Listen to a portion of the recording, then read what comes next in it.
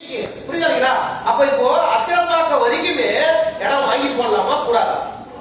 இன்னைக்கு வாங்கினா நான் மறுபடியும் சொல்றேன், லட்சம் சில லட்சம், நாளைக்கு 100 அது கோடி, அது எந்த மாற்றம் கிடையாது. அதனுடைய ஒரு முழுமையான ஒரு விஷயம் தான் செகண்ட் டூ.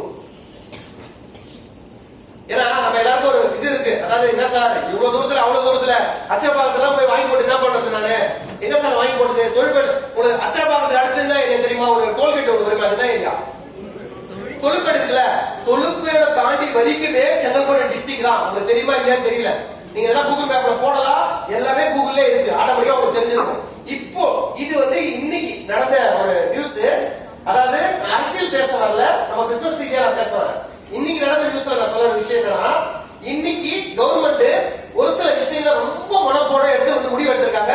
அதுல சென்னையோட நகரங்களை மட்டும் சுத்தி உள்ள அத்தனை இடங்களுக்கு நீங்க சர்வதேச லெவல்ல உருவாக்கி ஆகணும் அப்படின்ற ஒரு மிகப்பெரிய முடிவு எடுத்திருக்காங்க. சென்னையை சர்வதேச நாடுகள் போல மாற்ற வேண்டும் என முதலமைச்சர் விஜய் தற்போது தீவிரம் காட்டி வருகிறார். அதன் தொடர்ச்சியாக ஏற்கனவே 2022 தொடங்கப்பட்டதுதான் இந்த மாஸ்டர் பிளான் திட்டம், சென்னை மாஸ்டர் பிளான் திட்டம். அந்த வகையில் 1189 சதுர கிலோமீட்டர் பரப்புக்காக சென்னை பெருநகர பகுதிக்கு 3வது பெருநகர திட்டம் தயாரிக்கக்கூடிய பணி தொடங்கியிருக்கிறது. இந்த பணி என்பது தீவிரப்படுத்த வேண்டும் என்றும், அதே போன்று சென்னையை இதுவரை அது புரியுதா உங்களுக்கு? 1189 சதுர கிலோமீட்டர். நாம சொல்றது இது வரைக்குமே சர்வதேச நகரமா இதை வந்து உருவாக்கி ஆகணும்ன்றதுல ரொம்ப தீவிரமா எடுத்திருக்காங்க தற்காலிக இருக்கக்கூடிய கவர்மெண்ட். புரியுதுங்களா? இது வந்து இதனுடைய வளர்ச்சி உண்மையிலே உங்களுக்கு தெரியாது. அடுத்த 5 வருஷத்துல, சீரியஸா சொல்றேன், அடுத்த 5 வருஷத்துல இன்னைக்கு பெங்களூர் எப்படி ஒரு நம்ம வந்து, அதாவது மும்பை நவி மும்பை நம்ம வந்து சொல்றோமோ, அதை பிரிச்சு சொல்றோமோ, அந்த மாதிரி பாத்துட்டீங்கன்னா சுத்து வட்டாரம் சென்னையை சுத்தி உள்ள ஒரு 60-70 கிலோமீட்டர் சுத்தி உள்ள எல்லா ஏரியாக்களுமே இன்னைக்கு சென்னையில இருந்து எதுன்னு கேட்டீங்கன்னா, நீங்க செங்கல்பட்டு வரைக்கும் நீங்க இடம் வாங்கறத பத்தி லோ பட்ஜெட்ல மறந்துடணும். என்ன மறந்துடணும்? நீங்க 3 லட்சம் 5 லட்சம் செங்கல்பட்டு முன்னாடி வாங்குவீங்களா? வாய்ப்பு இருக்காங்க, கண்டிப்பா வாய்ப்பாங்க. 10 லட்சத்துக்கு வாங்க முடியும் நினைக்கிறீங்களா? நீங்க 4000 ரூபாய் சதுரடி ரேட் செங்கல்பட்டு வாங்கணும்.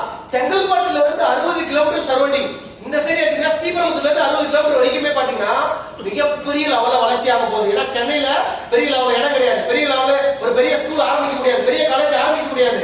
எங்க போய் அவன் எல்லாமே இந்த நான் சொல்லக்கூடிய நகரங்களை தான் வந்து உருவாக்கணும். சோ அந்த அடிப்படையில் உருவாக்கக்கூடிய அந்த இடங்கள் எல்லாமே சர்வதேச லெவல்ல உருவாக்கணும் அப்படின்ற ஒரு முடிவோடு எடுத்திருக்காங்க. நியூஸ் தான் இல்லாத அளவுக்கு தரம் உயர்த்தப்பட வேண்டும் என்று முதலமைச்சர் விஜய் நடவடிக்கை எடுக்க உத்தரவிட்டிருக்கிறார். சென்னையை சர்வதேச நாடுகள் போல மாற்ற வேண்டும் என்பதால் நம்முடைய திட்டமாக இருக்கிறது. தொடர்ந்து தமிழகத்தில் பல்வேறு அதிரடியான மாற்றங்களை மேற்கொண்டு வர வேண்டும் என்ற முறையில் தமிழக வெற்றி கழக அரசு தீவிரமாக செயல்பட்டு வருவதை ஒவ்வொரு நடவடிக்கையின் மூலமாக பார்க்கப்பட்டு வருகின்ற நிலையில்தான் இந்த ஒரு நடவடிக்கை என்பது கடந்த ஆட்சி காலம் தொடங்கப்பட்டிருந்தாலும் கூட சென்னையை இதுவரை இல்லாத அளவுக்காக சர்வதேச நாடுகள் போல மாற்றி அமைக்க வேண்டும் அதை வந்து மாற்றணும் அப்படின்ற ஒரு முடிவோட எடுத்திருக்காங்க. உண்மையிலே இது ஒரு மிகப்பெரிய நமக்கு ஒரு பொருளாதார மாற்றத்தை கண்டிப்பா உருவாக்க போது. சூப்பர். இப்போ 3வது விஷயத்த சொல்றேன், நீங்க அதை பாருங்க. இப்ப நான் உங்களுக்கு சொன்னது நீங்க எல்லாமே கூகுள்ல இருக்கு, யூடியூப்ல இருக்கு, நீங்க எல்லாமே பார்க்கலாம். இப்ப நான் சொன்ன மாதிரி தான். இப்ப செங்கல்பட்டு மாவட்டம் எதுவுல இருக்கு?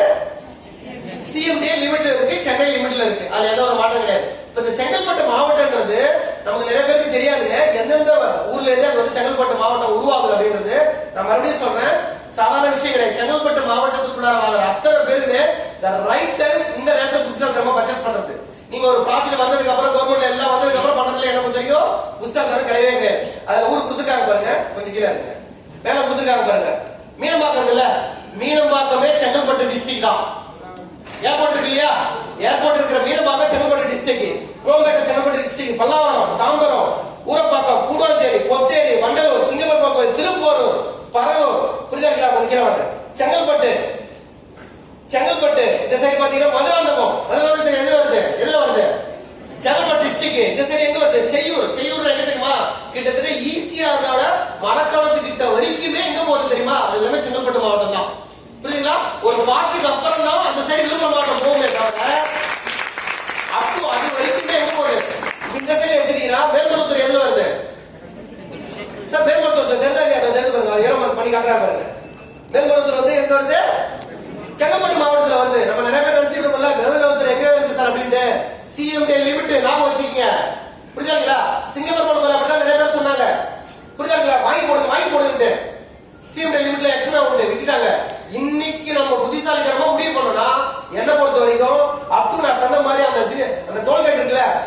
டோல்கேட்டை தாண்டி வரைக்குமே திண்டிவனத்துக்குள்ள யாரெல்லாம் வாங்குறாங்களோ உண்மையிலேயே சொல்றேன் மிகப்பெரிய லெவலில் வளர்ச்சி ஆக போகுது. அது என்ன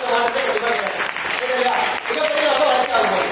இப்போ நம்ம பண்ணிருக்கிற ப்ராஜெக்ட் எங்க பண்ணிருக்கோம் அப்படின்னு கேட்டீங்கன்னா முழுக்க முழுக்க கவர்மெண்டோட எந்த இடத்துல ஒரு ஆக்டிவிட்டிஸ் உருவாகுதோ லைட்ஸ் ஆன், எந்த இடத்துல கவர்மெண்டோட ஆக்டிவிட்டிஸ் உருவாகுதோ, எந்த இடத்துல நகரங்கள் விரிவடைதோ, எந்த இடத்துல ரோடெல்லாம் டெவலப் ஆகுதோ நான் அந்த இடத்த மட்டும் தான் தேர்ந்தெடுப்பேன். ஏன் தெரியுமா? எனக்கு தெரியும். நான் கிட்டத்தட்ட 15 ஆண்டுகளா அந்த தொழில வந்திருக்கேன். எனக்கு தெரியும் ஒரு கஸ்டமரோட எதிர்பார்ப்பு என்னன்றது எனக்கு தெரியும். ஏன்னா ஒரு சொத்தை குருவி சேர்க்கிற மாதிரி சேர்த்து வாங்குறாங்க பணத்தை, புரியுதுங்களா? ஈஸியா எல்லாரும் வாங்கிட முடியல. அப்போ ஒவ்வொருத்தருடைய வாழ்நாள் கனவு அது. அப்போ அவங்களுடைய தேவைகள் எப்படி பூர்த்தி ஆகுன்றது எனக்கு நல்லா தெரியுங்க.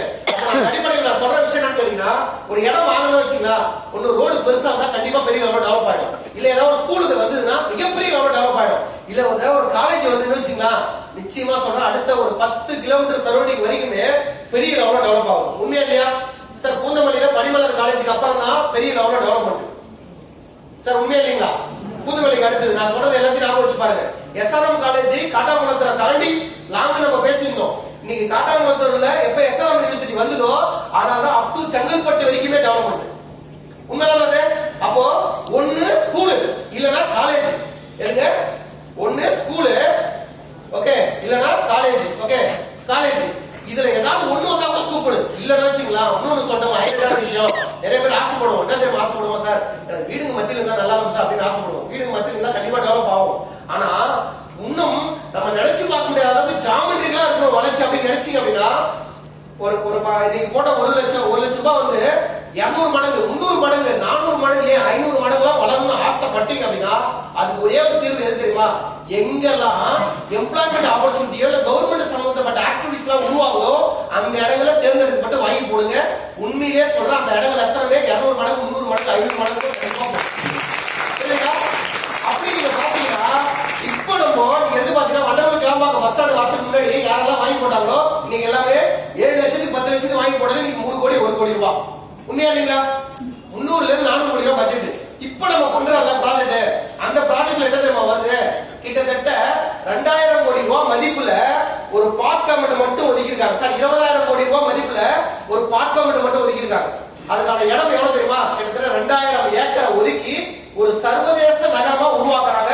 அதுதான் மதுராந்தகத்தில் உருவாக்கக்கூடிய குளோபல் சிட்டி நகரம். அது பார்க்கலாமா? அதை ஜஸ்ட் பார்க்கலாமா?